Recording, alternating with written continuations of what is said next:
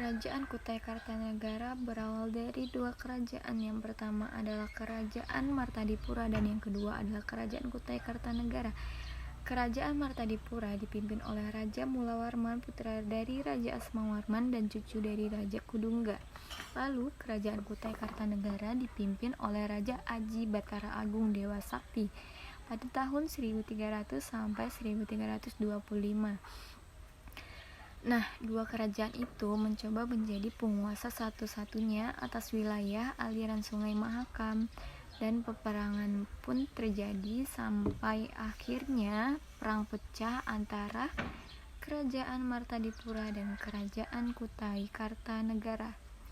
Menjadi puncak kejayaannya atau puncak kemenangannya Raja Kutai Kartanegara yang pada saat itu dipimpin oleh Raja Aji Pangeran Sinum Panji Madempa, dan raja tersebut ingin menggabungkan dua kerajaan antara Kerajaan Martadipura dan Kerajaan Kutai Kartanegara sehingga disahkannya menjadi Kerajaan Kutai ing Martadipura.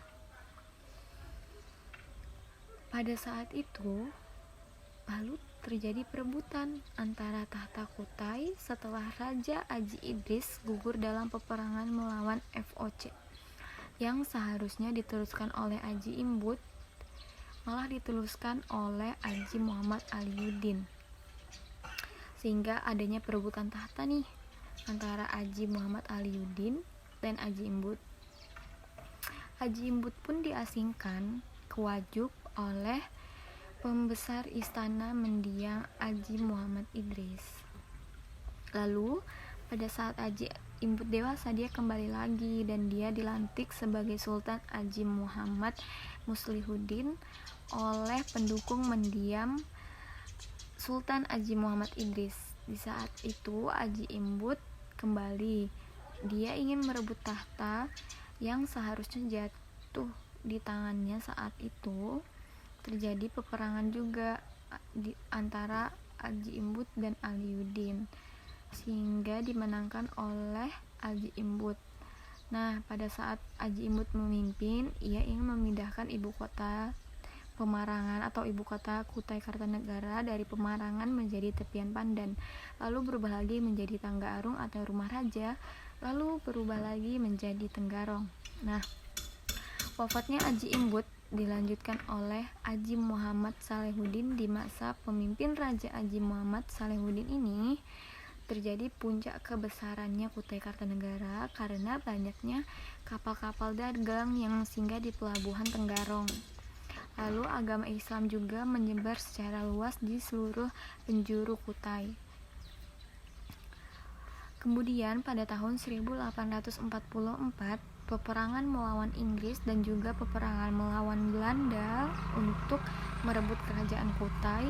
Dalam peperangan tersebut Panglima Awanglong juga gugur serta Raja Salehuddin pun diasingkan, dan Sultan Aji Salehuddin juga terpaksa menandatangani perjanjian sepihak dengan Belanda yang disebut dengan Perjanjian Traktat Tepian Pandan, sehingga terjadinya masa keruntuhan kerajaan Kutai. Positif dan negatifnya dari dua peristiwa yang terjadi pada masa kerajaan Hindu-Buddha. Yang pertama, positifnya adalah dengan diterapkannya sistem pemerintahan monarki oleh kerajaan Kutai juga membantu tujuan dari suatu target program agar mudah tercapai tanpa adanya suatu hambatan. Lalu yang kedua adalah sistem politik yang diterapkan oleh Kertanegara sebagai raja kerajaan Singasari juga memberi dampak, yaitu membentuk badan pelaksanaan kerajaan sehingga pekerjaan di kerajaan bisa diselesaikan atau dikerjakan cepat karena dikerjakan oleh banyak orang.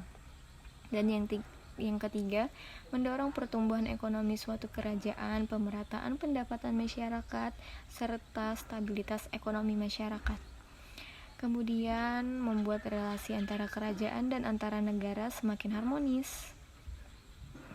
Dan yang terakhir adalah pada masa sistem politiknya pada saat Hayam Wuruk bertahta perluasan daerah, kekuasaan membuat Majapahit menjadi kerajaan yang sangat berpengaruh dan sangat maju. Dampak positif yang paling berpengaruh atau yang paling besar adalah Indonesia tidak pernah dijajah sama sekali ketika masa kerajaan. Perlu diingat itu. Dampak negatifnya yaitu sistem monarki sangat memberi batasan kepada rakyatnya sehingga rakyat tidak dapat kebebasan, apalagi dalam hal berbicara. Dengan adanya pembagian badan pelaksanaan kerajaan, menyebabkan banyak program kerja yang tidak sesuai dengan ekspektasi karena waktu pengerjaannya yang sangat cepat. Adanya juga ketergantungan pada negara lain, terkikisnya kebudayaan suatu kerajaan. Pada sisi negatifnya, pada saat Hayam Wuruk meninggal, stabilitas wilayah yang amat luas mulai goyah. Beberapa negara takut dengan tersebar luas di Nusantara mulai berusaha melawan untuk melepaskan diri. Nah, mungkin itu saja yang bisa saya jelaskan. Terima kasih.